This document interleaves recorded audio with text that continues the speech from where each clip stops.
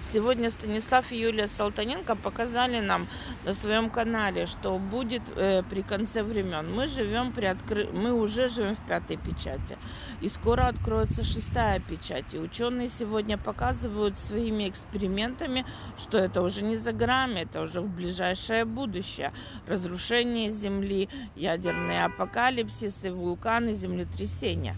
Как же нам избежать этого всего? Иисус дал выход. Прийти туда, где призывают имя Господне, чтобы спастись. Где призывают? Это в церкви. Церковь, которая наступает на этот мир, разрушает дела дьявола, проклятия, болезни, которая забирает душу у сатаны. Это церковь, где поднимаются ученики, где являются детьми Божьими. И за такой церковью придет Христос и заберет ее с этой погибающей планеты. То есть наша задача принять и заключить